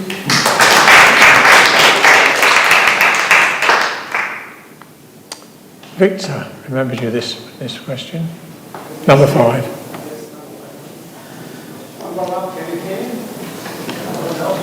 Number 5. It's got you now. Can you hear? So as they say, don't give them fish, give them fish and rod. So are we giving money to the right people at the right time and for the right means? So we need to give to the right governments which are on the recovery path, which are prepared to use the money profitably. So it's not about even how much, but are we invested in the right place? Are local governments not stealing money and basically redistributing them between their cronies?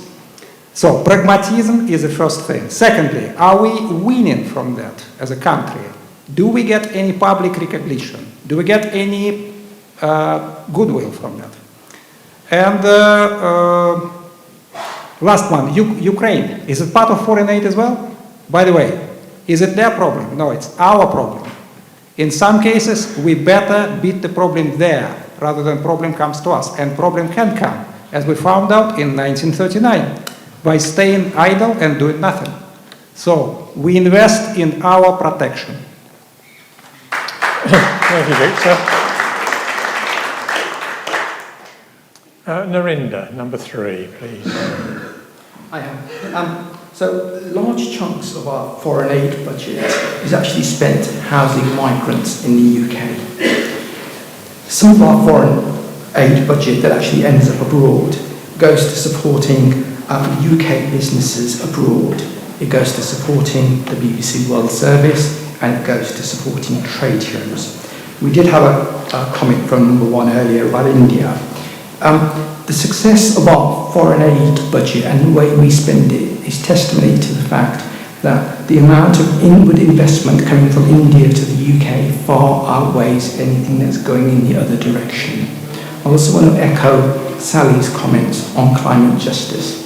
When we go about destroying environments abroad through conflict, through bombing countries, and we destroy environments abroad through carbon emissions, we have a responsibility to fix those issues, and we do have a responsibility under climate justice to fix that.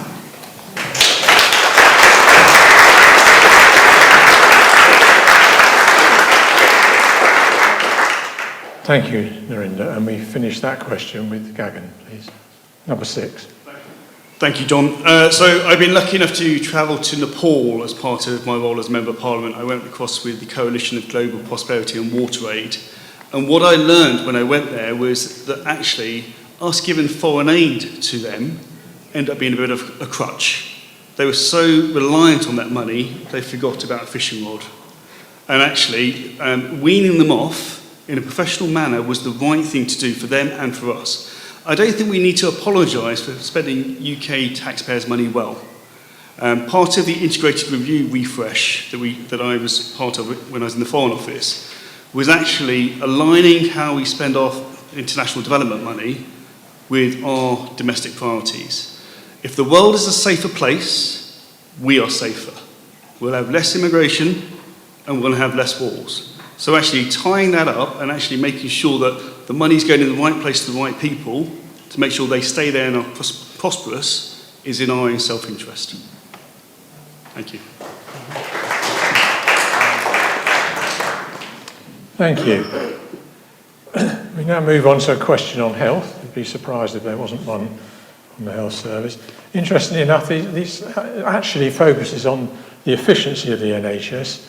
So in your answer, which I'm sure will include other aspects of the NHS, perhaps you'd also address the issue of what will your party do to improve the efficiency of the NHS?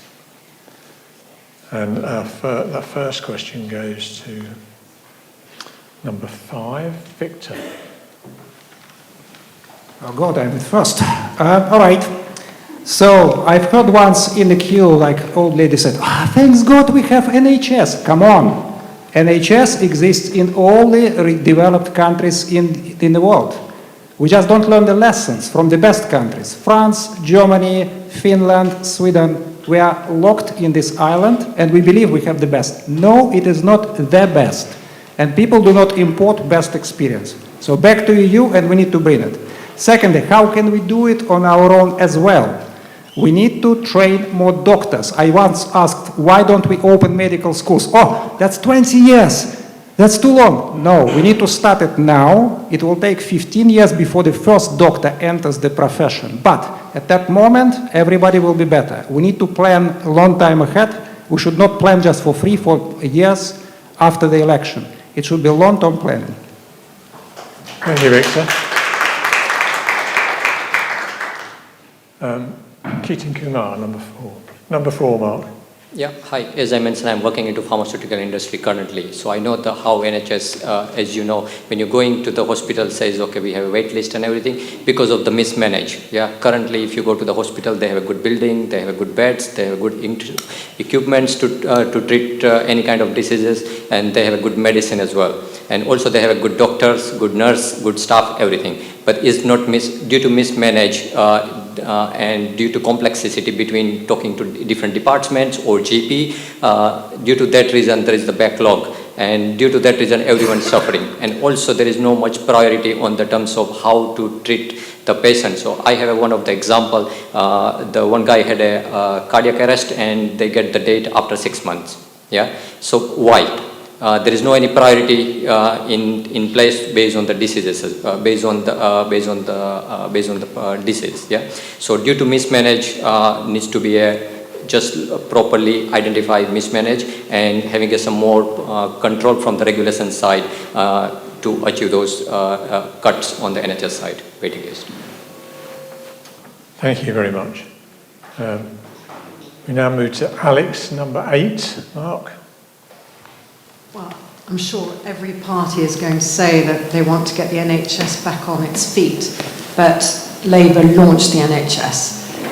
For us, what we have said we will do is send in effectively crack teams, if you will, to look at efficiencies from right from the start. 40,000 new appointments. We need to put an end to that scrabble before 8 a.m. every morning where everybody tries to get an appointment with the GP. Cut waiting times. And this is incredibly important because you think about diseases like cancer, the longer you're on waiting to see a specialist, the worse your prognosis. So it's very much tied in with effectively life or death. And that's without being at all dramatic. So we need to build those efficiencies from absolutely day one. And it is Labour, so of course it's going to be absolute priority of ours. Thank you. Thank you, Alex. Sally, number 2, please. Thank you. Well, anyone who's seen Ed Davies' past political broadcast will know that we have put care and compassion at the absolutely forefront of our manifesto, of our plans for the next Parliament. That is all part of making the NHS more efficient. It's only by getting people in the door quicker, so we have pledged that people can see a GP within 7 days or 24 hours if they're in an emergency. They can receive cancer treatment within 2 months, 62 days, if they've been referred for urgent treatment. And to unclog the backlog, to get them out at the other end, to provide free care in the community, to improve the care sector, to make sure our care workers are paid well. We have said that there should be a minimum wage of £2 above the average minimum, the national living wage for care workers. So it's to make it more efficient, we need to get people in quicker, we need to treat them quicker, we need to get them out quicker. There's so much more to say. Training and so forth. But yes, there is a way to treat this, and it is absolutely foremost in our policy to tackle the NHS.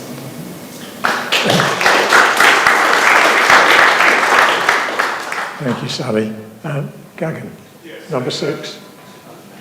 Thank you, Tom. So I used to sit on the CCG board before I became an MP, so I've got some experience with the health service. I don't think the mic's working now. One of my proudest achievements since I've been your Member of Parliament is the 400 million that's been allocated to Watford General. Unfortunately, if the Conservatives are not re-elected on the 5th of July, the likely party to win, given current polling, has suggested they will pause capital spending. The NHS under this government has never had as much money as it does now. So it says to me that actually money is not necessarily the solution. We need to probably have a mature conversation about our expectations of the NHS and social care, but also we need to use better other medical professionals. One of the things that I'm really proud of is that we have something called Pharmacy First, where we're giving responsibility to pharmacists for 7 different pathways. I launched the local one down in New Road Pharmacy, and the intention, if we remain in government, is to roll that out, because I've got friends that are pharmacists who've had a lot of medical experience, both in training and practical, and actually they're probably an underutilised resource. Thank you. Thank you, Gagan. Keith, Okay, number 7. I've spent the last 10 years on the front line for the ambulance service as a volunteer. I do 60 hours a month, giving them a frontline service, attending 999 calls. I've seen the state of the NHS. We've had to wait half an hour for ambulances, for up to 4 hours for an ambulance, because they can't unload the passengers, the patients, at the hospital. The NHS really needs to be re-looked at. It's middle management that needs to be removed. The frontline staff are the key to this. We need to remove the middle management. This is quite a passionate thing for me. We'll end the doctors and nurses shortage. The frontline NHS and social care staff to pay 0 basic rate tax for 3 years. This will encourage people into nursing, will encourage people that have retired back into nursing. We'll give a tax relief of 20% on all private healthcare. So if you don't want to wait and you can afford to go private, we'll give you a relief, a 20% tax relief. There's a lot to say, and to say it in 60 seconds is totally impossible, because this is one subject that really needs to be addressed. Okay. You'll get a chance in your summing up, perhaps, to say a bit more.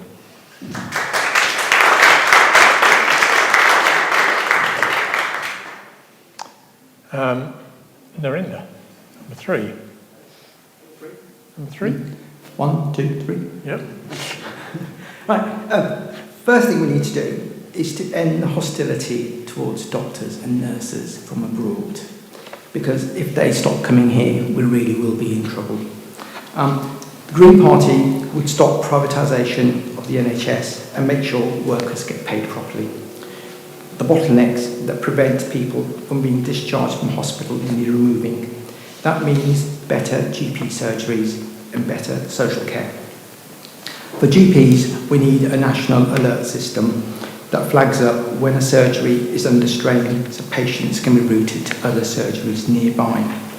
We need to grow the GP workforce, and we need to build modern, fit-for-purpose GP practices. Social care needs to be reintegrated with healthcare. Separating it out has been a disaster. And we need a more joined-up approach with more community-based options that allow people to stay in their homes. I personally wouldn't want to stay in institutional care.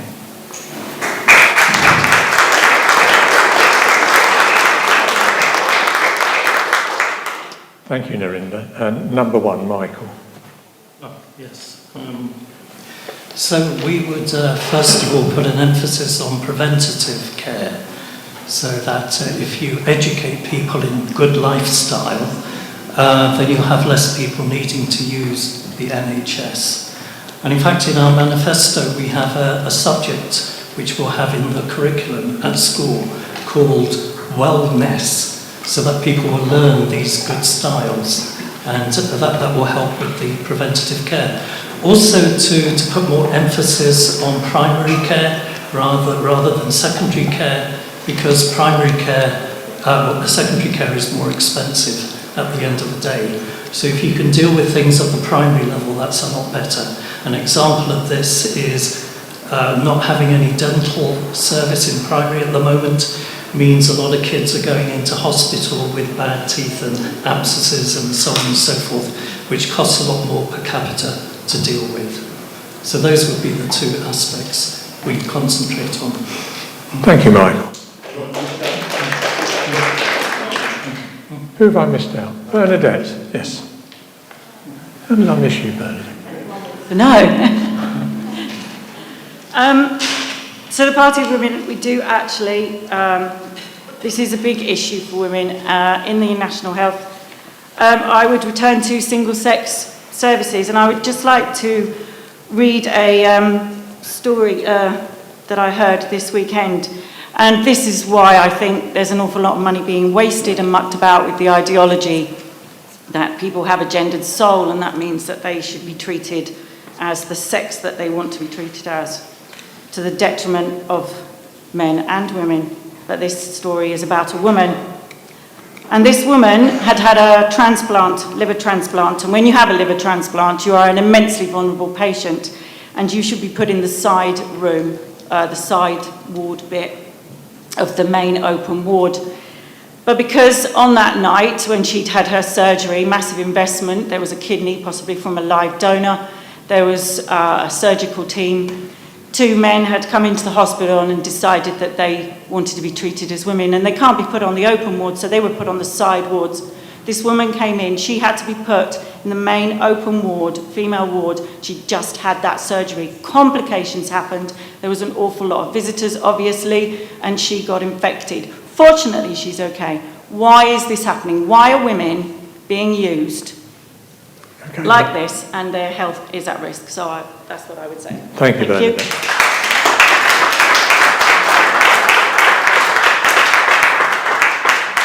Okay, we've got time for perhaps a lighter question to finish on, although there's probably a serious point behind it, and this was asked about MPs in Parliament. Do you think MPs would be more effective if they had a staff canteen instead of 8 bars and fine dining?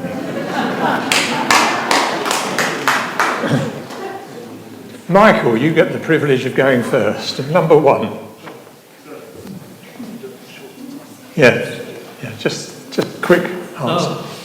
Well, I think I agree. There are too many bars in Westminster, and especially if you're coming off a late night debate. If there are 8 bars to go through at 10:30 at night, you're not going to finish at 12:30 at night. You're going to finish at 6:30 in the morning. So therefore, it's not such a good idea. Okay, and number 7, Keith.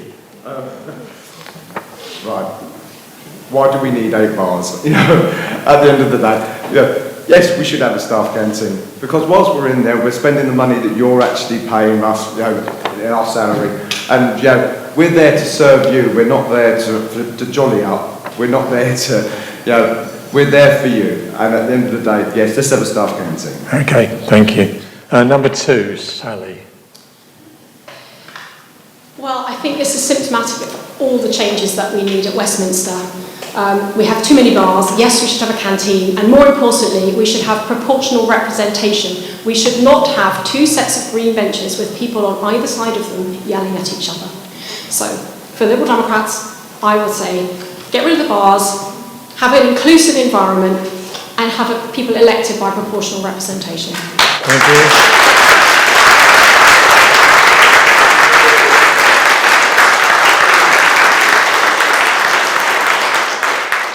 Number 4, Keaton Kumar.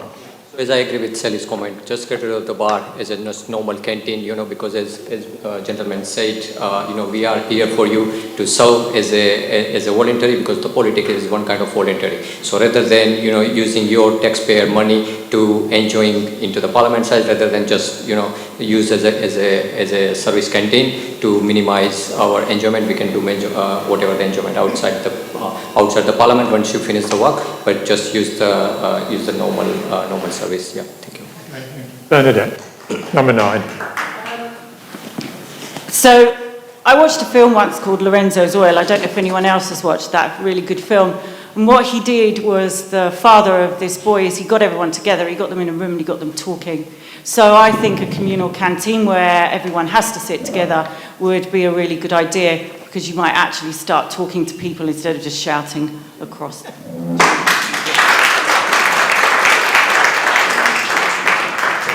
Thank you. Alex, number 8. I mean, either way, to be honest with you, I think there are much more important things to worry about at the moment. We've got an economy that is on its knees, and we need to start building growth in this country. But, I'm all for a canteen. It would make no difference to me. I'm not a career politician. I'm standing to be a parliamentary candidate for the very first time. And actually, this was my very first hustings ever in my entire life. So I come from a totally different background. I'll be very happy with the canteen. Thank you very much.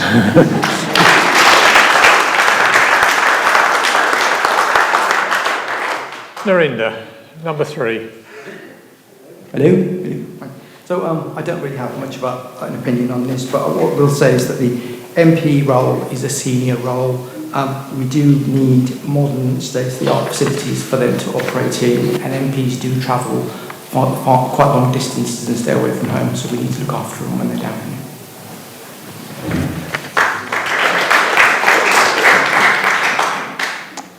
here. Number 5, Victor. 111. Can you hear? So I will be a little bit different in opinion with previous speakers. I think bar is a perfect place to build friendship, build alliance, and discuss things. At the same time, obviously, I appreciate the fact that there must be a balance. So normal canteen would be great, but bars should still exist. And I can't remember how many friends I made in this wonderful, hospitable country, just staying in the bars. Sorry. Last but not the least. Proportional representation. It is a must. 2 countries in Europe who are without proportionate representation. One of them is the UK. Second one, Belarus. Well done. So the most democratic country in the world. So we are on the wrong side of the fence. Thank you very much. And Gagan, you get the opportunity to say how much time you spent in the bars in the last 5 years. Let's save the best till last, I suppose. More seriously, politics is a team sport. And sometimes, when you're in Parliament, some of your best political friends may be the opposition parties, and some of your worst political enemies may be the ones sitting across next to you, depending on the policy. There are loads of places to eat in Parliaments. From my own experience of 4.5 years, I know what time I start work. Very rarely do I know what time I finish. It's a very weird lifestyle being a member of Parliament, and actually colleagues do need the opportunity to unwind. And yes, that's partly done over dinner or lunch or maybe a drink at the bar. There are doorkeepers there at all times to keep an eye.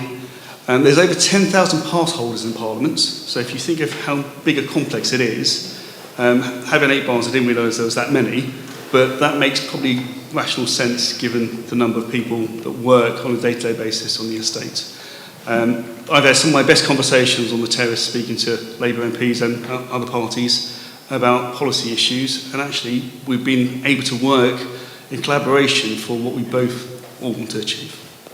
So I'm a defender of the bars, I like my drink. Thank you very much.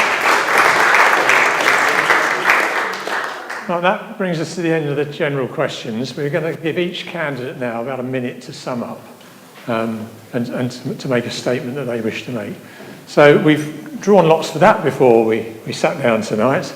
And first out of the hat was Sally Symington of the Liberal Democrats. Sally, number 2. We've had an absolutely extraordinary time politically recently, and the country is crying out for change, as are the residents of South West Herts. In this area, only the Liberal Democrats can beat the Conservatives. We topped the polls in the recent local elections and have consistently for many years listened to and delivered for local residents. As a local and Hertfordshire County Councillor with a background in public policy and a previous career in finance, I have the skills and experience to be a local champion and a strong voice in Westminster for the residents of South West Herts. The Liberal Democrats are projected to win between 60 and 70 seats in Parliament. As your next MP, I will be joining a strong team, holding the next administration to account and campaigning for a fair deal to fix our NHS, cut the cost of living and protect our green spaces and our precious waterways, now and for future generations. Thank you. Thank you very much.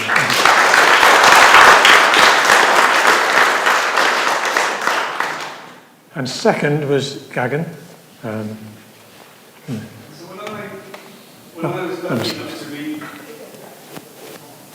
When I was lucky enough to be elected back in December 2019, I had a manifesto. And within 3 months, that manifesto went out the window because we had a global pandemic and now we had the war in Ukraine and cost of living. The person you need to be voting for on the 4th of July is the one that you trust will do the right thing in all circumstances. I have 20 years of direct political experience. I spent 15, 20 years in business at different levels. It's been the honour of my life to represent you. It is an amazing opportunity and role to actually represent what was 106,000 people and a similar number after the next general election. Unfortunately, given current polling, we are likely to see a change of who's in number 10 and number 11. And I would counter the narrative about supermajority because where the polling is at the moment, Conservative government, the Conservative Party may be out of power for 20 years. And I don't think that's healthy for democracy when someone has such a large mandate. Hopefully I can rely on you. Thank you very much, Gagan. Number 3 is Keith Steers, the Reform UK. I'm not reformed. Sorry? Number 3 tonight, summing up, is Keith, number 7, Mark. There is a logic to this, honestly. So, tonight's my first ever Hustings I've been to. I've not been in politics for years. I run 2 businesses. I've given my adult life to volunteering in one role or another. 9 years in ministry, 14 years in scouting, and 10 years in the ambulance service. Now, I've committed my life to serving other people, and I don't like the way I see this country now. And I've thought the only place you can make a change is if you're in the place where they make the decisions. I want to be your voice.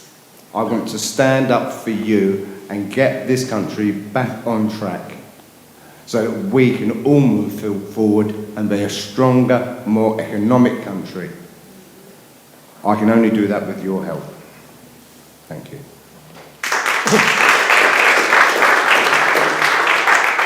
Thank you, Keith. Next up is number 9, Bernadette.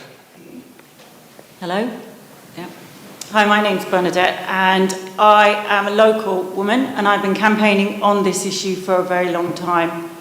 On my manifesto is that you can't change sex. To tell children they can is abuse, and there's no such thing as neither sex. I am here because the Liberal Democrats and the Green Party will introduce self-ID on their manifesto, so that means that anyone can go in and they can declare they are the opposite sex. Labour have moved slightly forward, and now Keir Starmer does actually know, because Tony Blair told him, that men have penises and women have vaginas. But and the Conservatives are moving forward as well, but it's politically expedient for them all to do so. And I want to hold them to account. Every single vote for me makes sure that this issue stays at the top of their agenda, and we do not have gender instead of sex to define ourselves in law, policy and guidance. Thank you.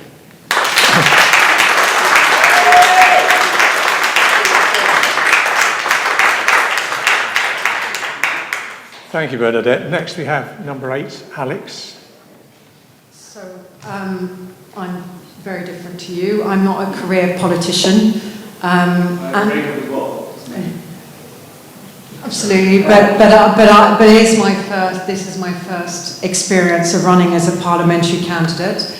I've worked in business for over 20 years. I've worked across 3 central government departments, business, education and transport.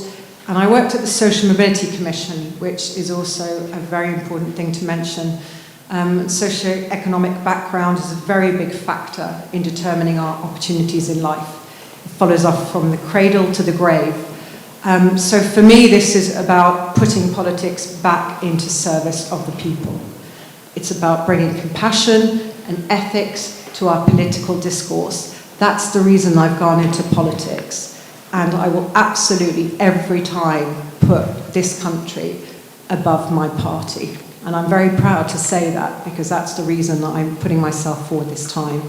I'm not from South West Herts, we can get that straight on the table, but there are a lot of affinities to this area. I grew up between the countryside and the city. I've worked in the creative industry, I've worked in finance, and I believe I have a huge amount of passion, determination and energy to give this constituency. Thank you. Thank you very much.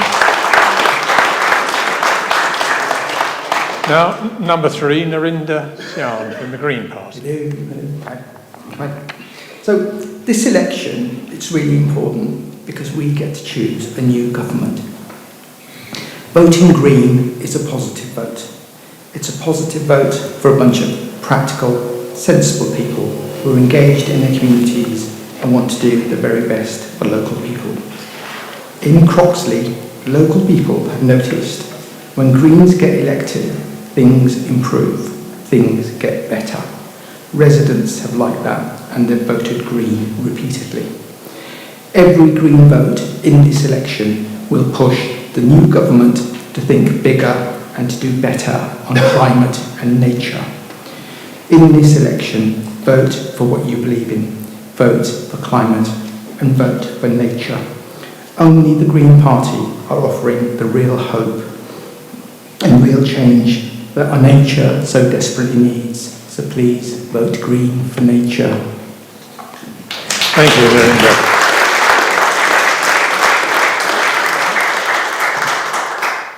Number 1, Michael McGettrick, Social Democratic Party. So the SDP will implement a social market to support strong public and private sectors working together. We will renationalise natural monopolies, including the railways. We will reindustrialise, restoring high-value, well-paying jobs lost over many decades due to political indifference. We will prioritise the training of 5 million unemployed workers for job placements, thus reducing the numbers required from overseas. This will take significant pressure off housing, public services and the NHS. We will give you the opportunity to vote for a party that will reverse the process of economic decline. Thank you. Thank you, Michael. We now move on to Keaton Kumar Pipalaya for the UK Voice. So as Labour colleague, I'm also first time standing into Member of Parliament. I don't have any roots for the politics. Why I doing this politics? Because I don't like to sit on somewhere and discussing to pointing out this party is bad, this party is good, rather than we can speak from ourselves as a as a raise your voice, yeah. So I like to be your voice, so you can raise your voice with UK voice, so we can make stronger and safer UK. And also one of the reason I joined into the politics, because I want to raise my voice, and also I want to listen your voice and make those voices into the parliament as well. One small note, because I see here is the 80% audience is the like working class audience, but I like to recommend it, make your children or your kids to get it into the politics, to think about, the which party is right for them, because majority of us may be taking the decision directly or indirectly. So ask them to just take a few moments to read each party manifesto and what they are best for the future and their family. That's where we can make our UK safer and stronger. Thank you. Thank you.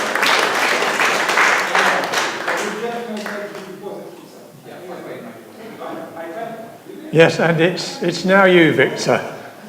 Last but not least, Victor, number.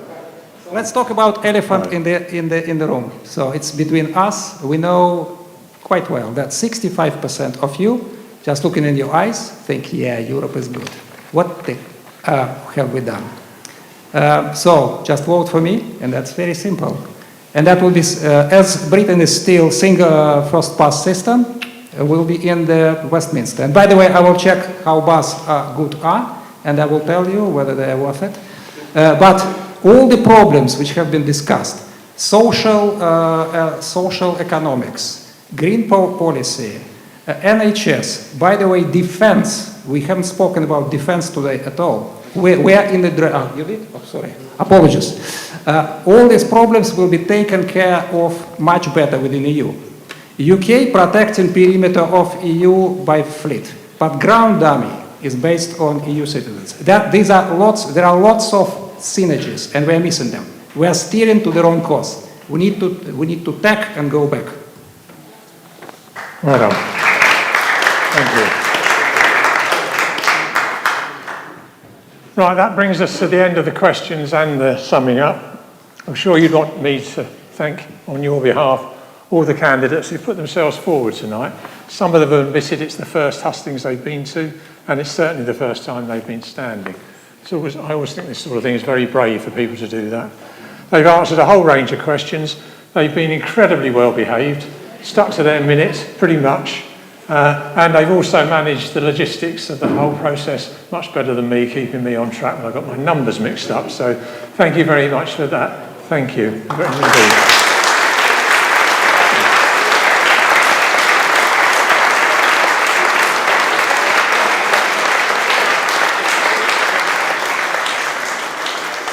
I also thank you for sitting through this and being so well behaved and giving everybody a chance to be heard. I hope it's been helpful for you and will help you as you make your minds up about what to do on the 4th of July. Thank you. Thank you.